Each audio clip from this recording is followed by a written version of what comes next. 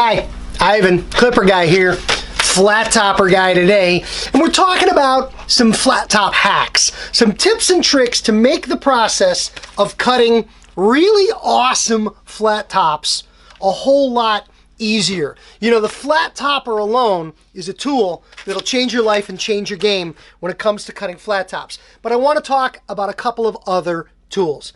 The first thing I want to talk about is a liquid. I want to talk about water. Your best bet for cutting your best flat tops is going to come from water. You want to avoid hairspraying a flat top when you're trying to get the hair up.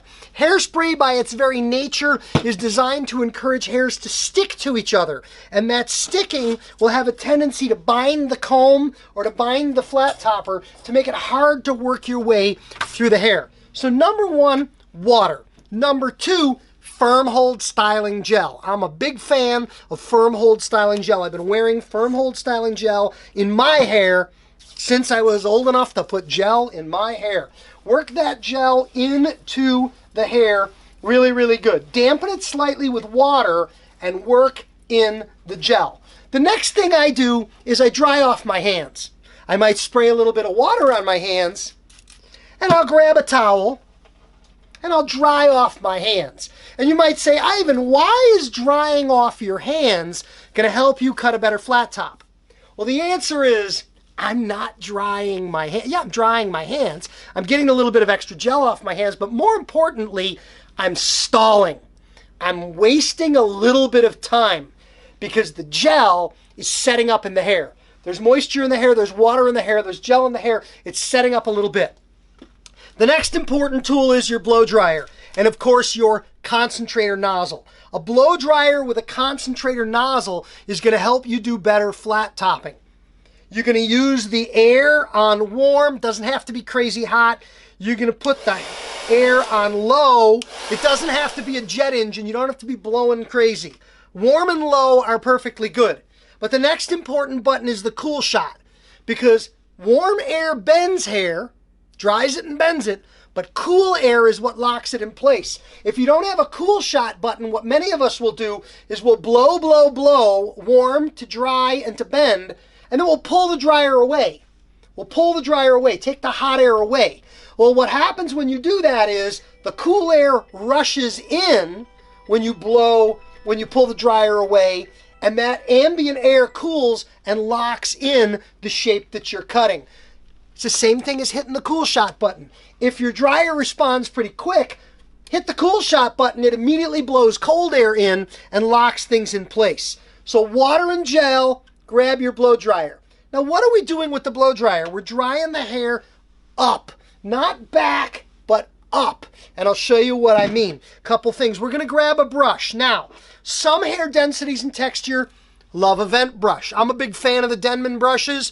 Your flat topper is made in the UK, in Scotland. Your Denman brushes are made in the UK, Belfast, Northern Ireland, another great UK company. This is my favorite vent brush for grabbing and holding certain densities and textures of hair. But I'm also a big fan of the classic Denman brush. There's a 7-row and a bigger one, a 9-row. These are big boys. When it comes to flat tops, my preferred Denman brush is actually the long handle 5-row. This is a long handle 5-row Denman brush. I can grab this, I can hold small amounts of hair, and I can very specifically direct and control it. So I'm not going to over talk the blow dryer, but I'm going to turn my dryer on, and I'm going to spend a moment just drying the front of the top, and you'll watch me do it. Look for me to either pull the dryer away, or look for me to hit the cool shot when I'm locking in that top direction. Let's take a look.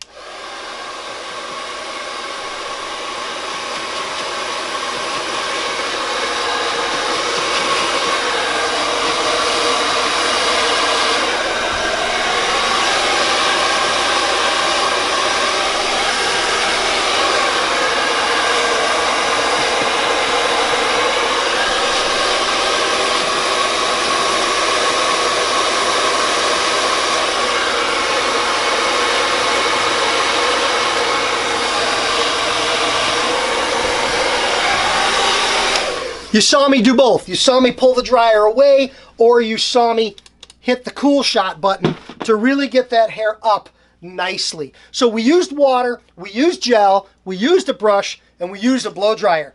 The next tip I want to share with you is at the sides of the head, when we blow the hair up, blowing the hair back, not so much laying it back, but getting it to stand up. I always recommend at the sides of the head, at the ears.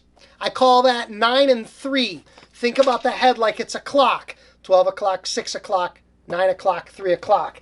At 9 and 3, I bend the hair into the middle. I blow it up, but I bend it into the middle. Let's show you what that looks like.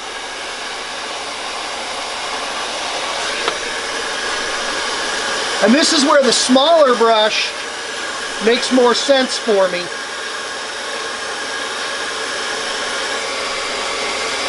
I want to get just a little bit of an inward bend on that, because when I come down to square in the corner of the flat top, I'll be pushing against the hair that was slightly bent in at the ears, in towards the sides, to really pop in the corner on that flat top so very, very nice and square.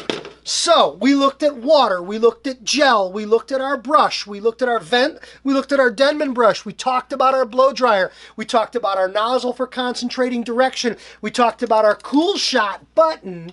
Now I want to talk about your thumb. And this is going to be so very important, especially at the sides of our flat top, where it's going to be so critical that we get nice blending. When the hair is damp from the water, and when the hair's had a little bit of gel applied, and what I'll do is I'll put gel in my hand, and I'll wipe the gel specifically at the sides of the head like this. Then I'm going to come in with my dryer from below. I'm going to go to high heat. I'm going to go to hot drying, and I'm going to come in with my thumb like this, and I'm going to dry the hair while pushing the hair upward. It'll look like this.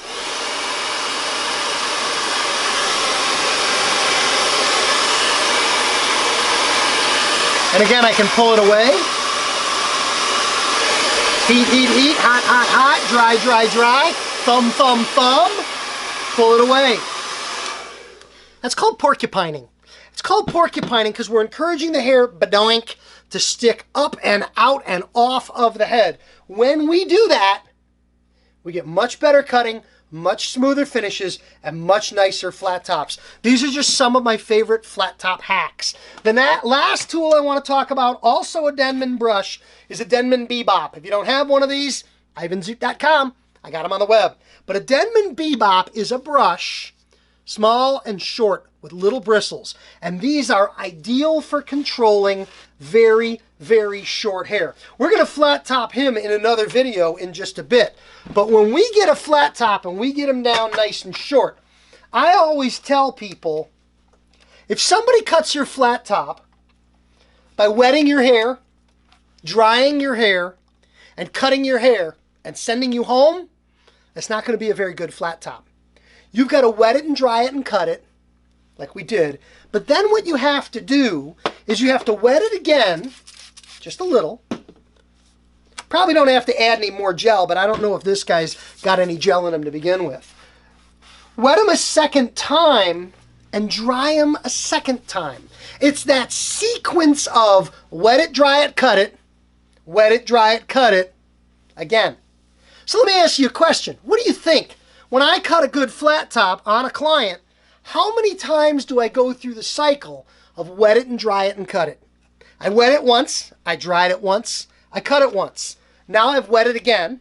Now I'm going to dry it again. And notice my bebop.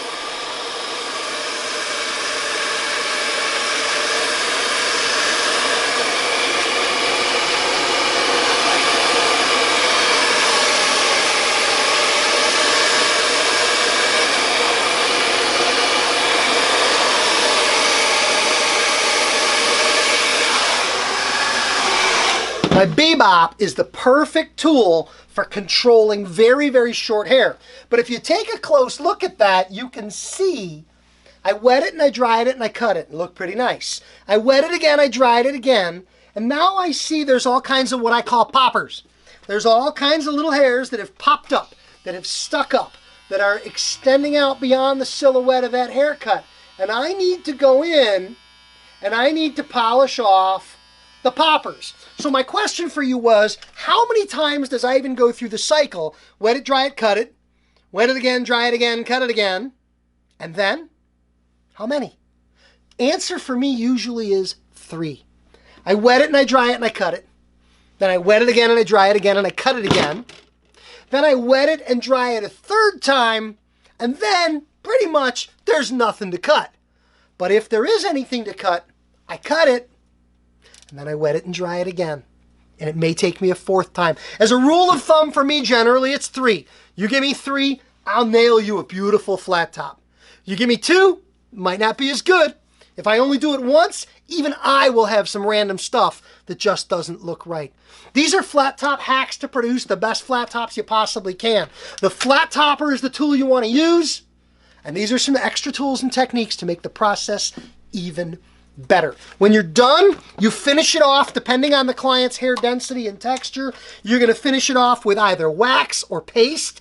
2 great Clipper Guy products: Clipper Guy Classic Wax, Clipper Guy Matte Paste. Classic Wax is a soft, smooth blend wax on dry hair. That flat top will stay up in a thunderstorm. And Matte Paste, of course, is a paste consistency, dry finish product. No shine, no gloss, just dry and crispy. Perfect products to go along with firm hold gel to finish off a beautiful flat top. When you go online, use the links in the video description, order up a flat topper, order up some wax and paste, and get busy cutting beautiful flat tops. Like, comment, share, turn on your notifications, subscribe to the channel, and have a great day.